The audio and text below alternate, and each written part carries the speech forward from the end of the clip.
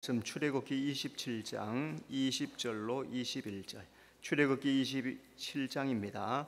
20절, 21절 두 절이니까 우리 다 같이 읽읍시다. 너는 또 이스라엘 자손에게 명령하여 감나무로 짠 순수한 기름을 등불을 위하여 내게로 가져오게 하고 끊이지 않게 등불을 켜되 아론과 그의 아들들로 회막 앞, 증거 앞, 휘장 밖에서 저녁부터 아침까지 항상 여호와 앞에 그 등불을 보살피게 하라.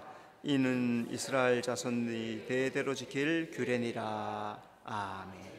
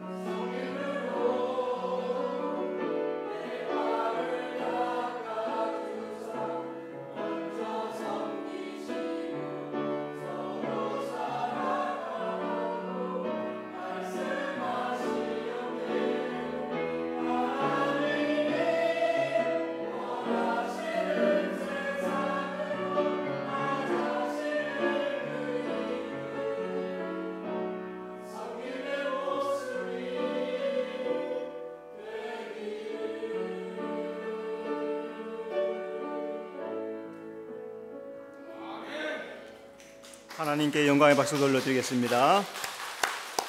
서로 인사합시다. 잘 오셨습니다. 주님이 함께 하십니다. 섬깁시다.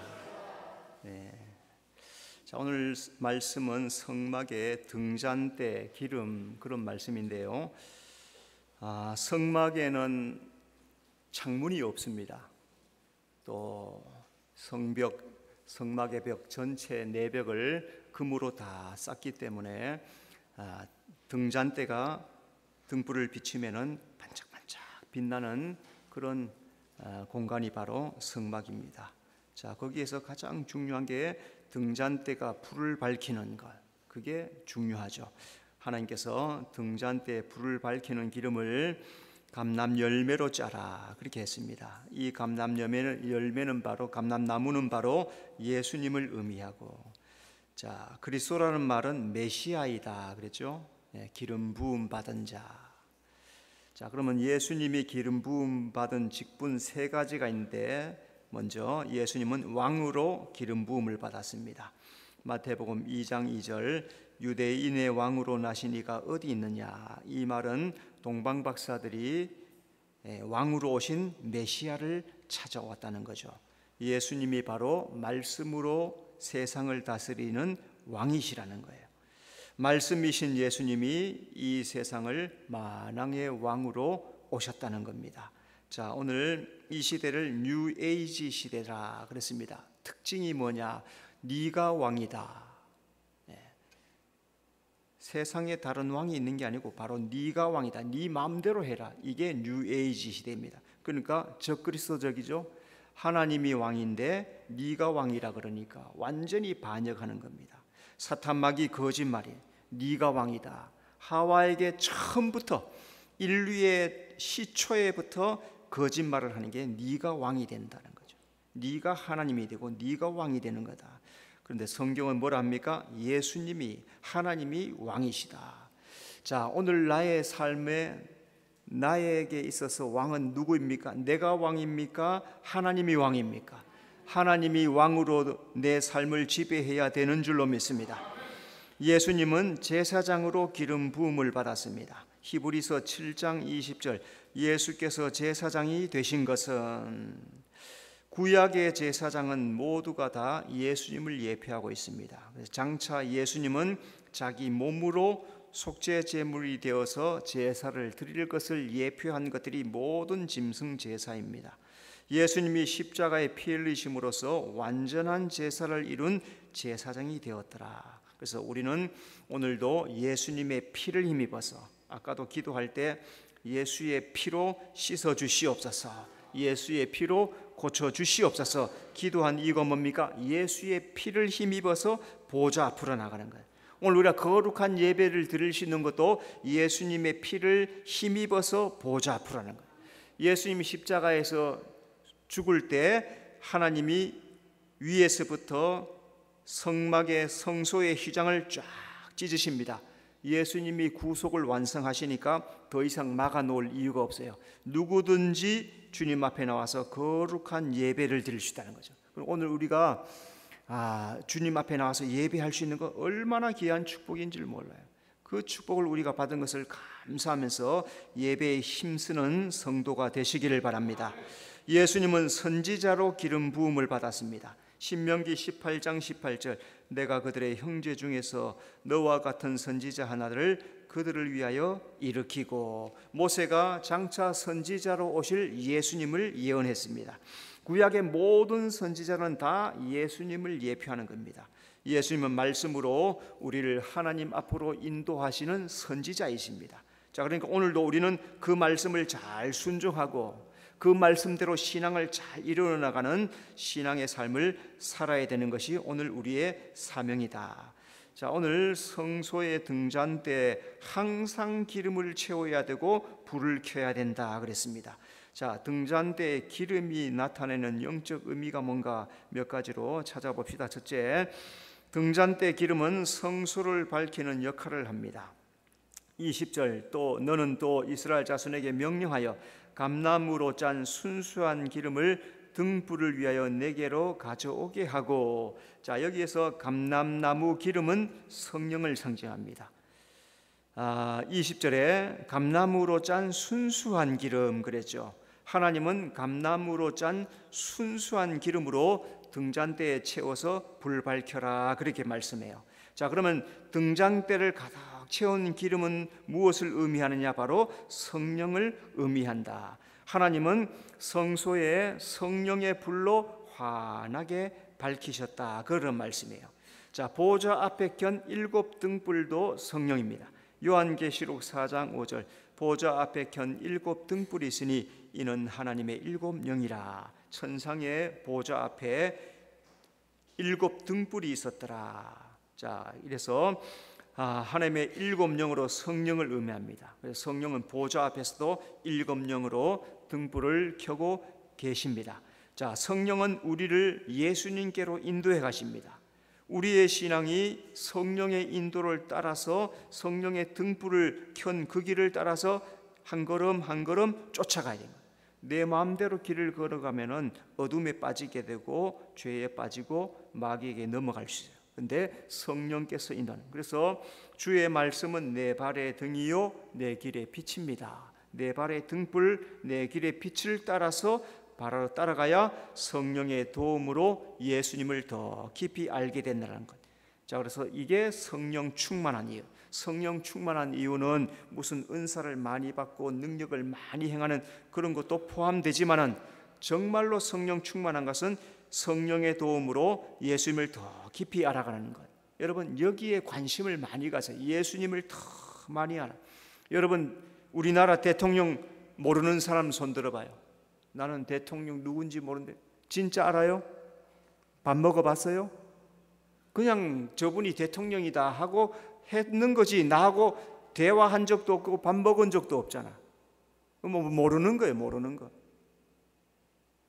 그럼 윤석열 대통령이 수정교회 장성복 목사 알아요, 몰라요? 몰라요.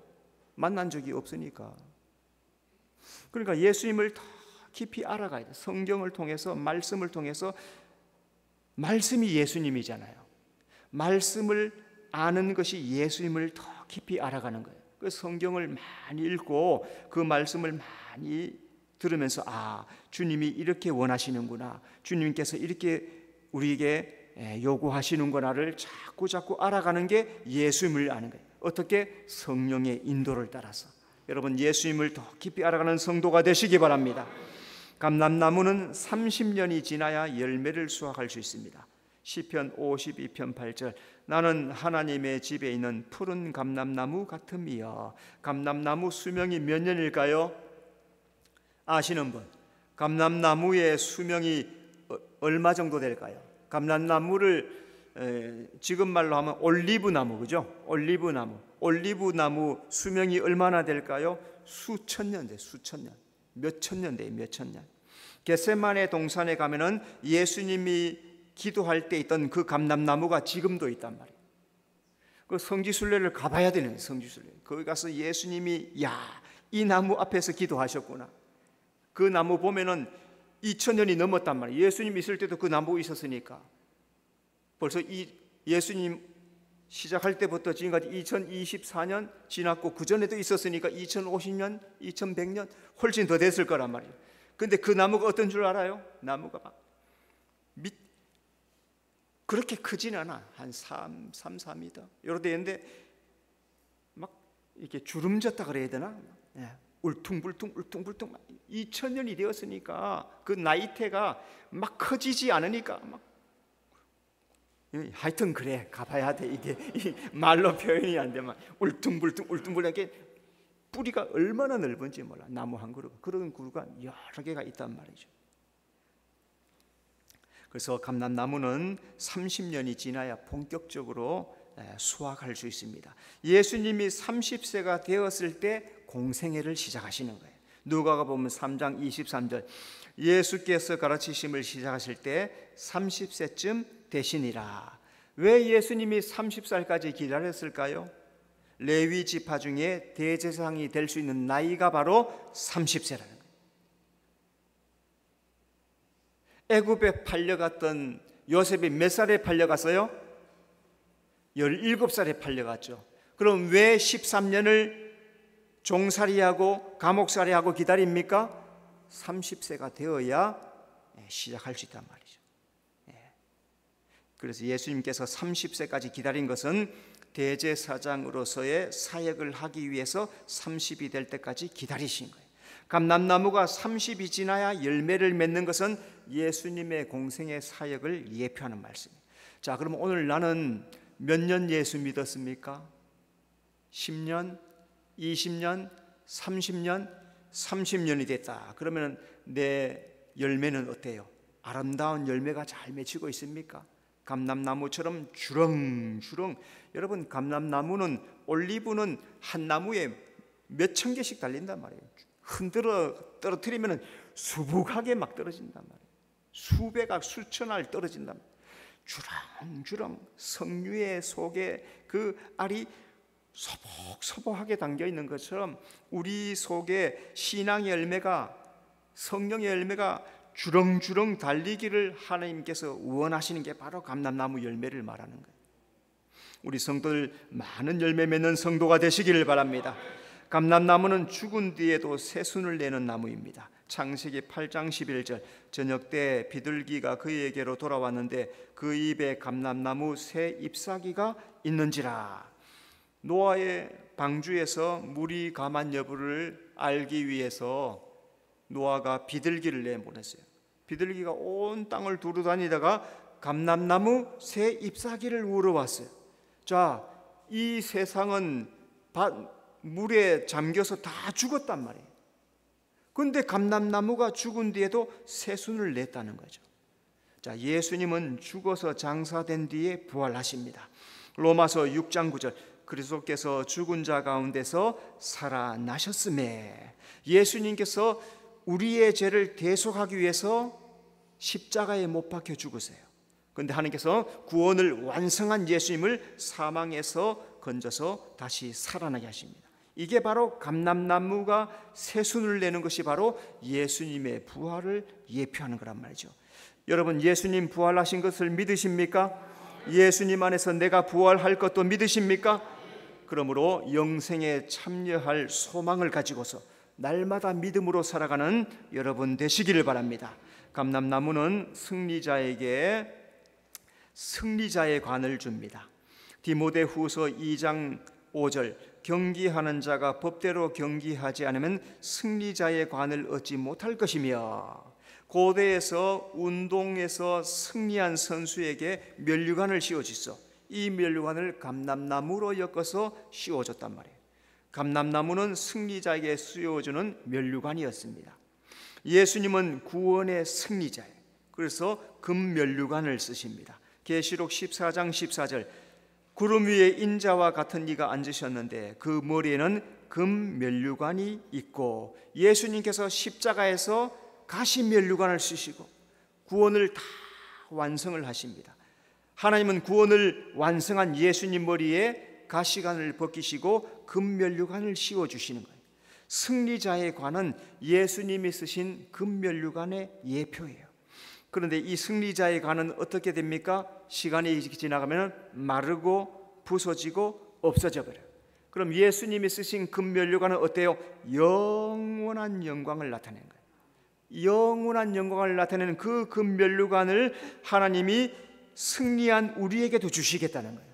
그럼 오늘 우리 성도들은 신앙에 승리해야 이 금면류관을 받게 되는 줄로 믿습니다. 그러니까 신앙을 날마다 내 삶 속에 어려움이 와도, 내 삶에 시험이 와도, 힘든 일이 와도, 두렵고 고통스러운 일이 와도, 슬픈 일이 와도 그것 때문에 주저앉아 있지 말고 일어나서 승리하여서 금면류관에 주님 앞에 다 받아 쓰는 성도가 되시기를 바랍니다. 감람나무는 번영과 축복을 상징합니다.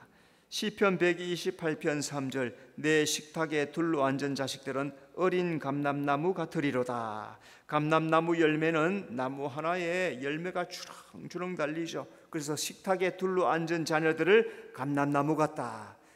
요새는 아기를 몇 명 낳습니까? 안 낳아요. 그죠? 하나. 저도 둘밖에 안 낳았어요. 벌써 30년 전에 나는 둘 낳을 것으로 아예 작정하고 둘만 낳았어요. 근데 우리 부모님 세대, 부모님 위의 세대들은 얼마나 낳았어요? 한 5씩 낳았어요. 어떤 집은 19명도 낳았어요.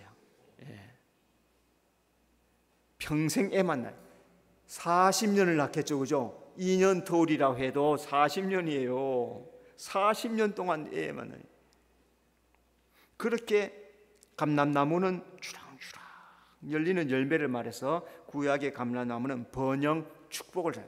그래서 성경은 자녀가 있는 것을 축복이라고 그래요. 자녀가 있는 것. 그래서 자녀가 있어 축복받고 번영하는 것. 자, 영적으로 예수님 믿는 사람이 복을 받은 사람이에요. 시편 84편 5절, 주께 힘을 얻고 그 마음에 시온의 대로가 인 자는 복이 있나이다. 예수님은 복을, 하나님을 경외하고 말씀대로 행하는 자라는 거예요. 아이가 많아도 복이요, 없어도 복이에요. 왜? 복은 하나님을 경외하고 말씀대로 사는 거라 했으니까. 오늘 육신적으로 자식이 많고 없음을 따지는 그것으로 복이 아니라 하나님은 하나님을 경외하고 말씀 따라 사는 그 사람이 복 있는 사람이다. 그래서 세상의 사람들은 땅의 것을 복이라고 하죠. 재산이 많고 돈이 많고 자식이 많고 하면 복이라. 뭐 좋지요. 그런데 예수님은 뭐라요? 하늘의 것이 있어야 복이다. 땅의 것이 암만 있어봐라. 오늘 네 영혼 건져가면은 그거 다 누구 것이 되겠느냐? 예수님은 철저하게 땅의 것보다도 하늘의 것이 복이다 말씀했어요. 참된 번영과 축복은 예수 믿는 자 안에 있는 줄로 믿습니다. 내가 가난하여도, 아는 것이 없어도, 무자하여도, 또 소유한 것이 많지 않아도 예수님이 함께 하시면, 예수님 안에 내가 있으면, 내 안에 예수님이 계시면 그것이 참된 번영이고 축복이란 거예요. 여러분, 이 번영의 참된 의미를 잘 기억해서 하나님 경외하고 말씀대로 살아가는 여러분의 삶이 되시기를 바랍니다. 두 번째, 등잔대 기름은 감나무로 짠 순수한 기름입니다. 20절, 감나무로 짠 순수한 기름을. 감람 기름은 절구통에 찧어서 짜야 합니다. 그래서 20절에 감나무로 짠 그랬죠. 감나무로 짜야 되는 거예요. 감람 기름을 얻으려면 열매를 절구에 넣고 공이로 막 찧어야 돼요. 공이로 찧으면 열매가 부서지고 깨어지면서 거기에서 기름이 나는 거예요. 부서지고 깨어진 감람이 천으로 짜면은 거기서 이제 기름이 나오는 거죠. 예수님이 우리를 위해서 채찍질 당하고 십자가에 못 박히십니다. 마태복음 27장 26절, 예수는 채찍질을 하고 십자가에 못 박히게 넘겨주니라. 예수님은 우리 머리가 지은 죄, 생각으로, 눈으로 지은 죄, 손발로 지은 죄 위에서 가시관을 쓰시고 채찍질을 맞으시고 못이 박혀 십자가에 죽습니다. 예수님이 나를 대신하여서 자기 몸이 찢어지고 부서지는 거예요. 감람 열매가 찧었다는 것은 예수님이 채찍질 당하고 십자가에 못 박히셨다는 것의 예표의 말씀이에요. 그러면은 내 안에 부서져야 될 것이 무엇일까요? 아직도 내 속에 살아있는 게 뭡니까? 십자가에 못 박지 못한 게 뭡니까? 교만, 시기, 미움, 자랑, 이런 것들을 때려 부셔야 되는데, 그런데 못 부셔. 매일매일 사용해. 매일매일 사용해. 이거 부서지고 깨어지고 찧어야 쫓아내야 되는데, 쫓아냈다가 다시 불러들이고, 쫓아냈다가 다시 들러버리고. 오늘도 내 속에 못난 것들, 악한 것들은 예수님 안에서 다 깨트려 버려야 될 줄로 믿습니다. 감람기름은 순수해야 합니다. 20절, 순수한 기름을. 등잔대에 사용하는 기름은 감나무로 짠 순수한 기름이어야 한다. 이 기름은 다른 것이 섞이면 안 됩니다. 성소를 밝히는 기름은 감나무로 짠 순수한 기름이어야 한다. 예수님은 흠없는 속죄 제물로 오셨습니다. 베드로전서 1장 19절, 오직 흠없고 점없는 어린 양 같은 그리스도의 보배로운 피로 된 것이니라. 예수님께서 성령으로 잉태되어 죄 없이 출생하시죠. 하나님께 드리는 제물은 흠없는 제물이어야 하기 때문에 그렇습니다. 감람나무가 순수한 것은 예수님의 흠없음을 예표하는 말씀입니다. 그래서 예수님은 어린아이 같은 믿음, 순수한 믿음, 깨끗한 믿음, 그런 믿음이 천국을 얻는다, 그렇게 말씀했어요. 그러니까 오늘 우리의 믿음이 어떻게 해야 돼요? 감람 기름처럼 순수해야 돼. 정결해야 돼. 그래야 주님 앞에 인정받고 주님의 사랑을 받을 수 있지. 우리 믿음이 불결하고 이중적이고 삼중적이고 이러면 주님 앞에 인정을 받을 수 없어. 오늘 우리 신앙은 순수한 신앙이 되어야 될 줄로 믿습니다. 세 번째, 등잔대의 등불은 꺼트리면 안 됩니다. 20절, 끊이지 않게 등불을 켜되. 등잔대의 등불은 항상 켜져 있어야 합니다. 20절 끊이지 않게 등불을 켜라. 등잔대의 등불은 하나님 앞에 항상 켜 있어야 돼요. 성막이 만들어지고부터 항상 등불이 켜져 있습니다. 성막에는 창문이 없기 때문에 이 등잔대 등불을 꺼지면은 깜깜해서 아무 일도 할 수 없어요. 그래서 제사장은 등잔대의 등불을 항상 켜서 성막을 환하게 밝힙니다. 자, 이 말씀은 교회는 진리의 빛이 항상 비춰야 돼요. 요한계시록 1장 20절 일곱 별은 일곱 교회의 사자요 일곱 촛대는 일곱 교회니라. 자, 일곱 촛대는 일곱 교회라 그랬어요. 교회를 촛대라 비유한 것은 교회가 하나님의 빛을 비춰야 된다, 그런 뜻입니다. 그래서 사람들이 교회를 볼 때 하나님이 비치는 빛처럼 비춰져야 해요. 자, 교회는 무엇을 보고 교회라 합니까? 내가 교회. 따라합시다. 내가 교회입니다. 내가 교회입니다. 교회는 이거는 건물이고 예배당이고 여러분이 교회, 걸어다니는 여러분이 하나님의 교회, 하나님의 빛이에요. 하나님의 빛이 나가서 사기치고 거짓말하고 속이고 악하고 더러운 말 하면은 어떻게 돼요? 먹칠하는 거예요. 그래서 개독교가 되는 거예요. 그런데 그러지 않고 성실하게, 정직하게, 진실하게 빛을 환하게 비추면은 하나님의 빛을 세상이 바라보면서 그 빛을 향해서 세상 사람들이 나오게 된다는 것. 여러분, 내 신앙의 등불은 어떻습니까? 사무엘상 3장 3절에 보니까 엘리 시대 때 하나님의 등불은 아직 꺼지지 않았다, 꺼져가고 있단 말이에요. 등불이 환하게 타야 되는데 간달간달 꺼져가려고. 그래서 아직 등불이 아직 꺼지지는 않았다, 이렇게 표현하는 거예요.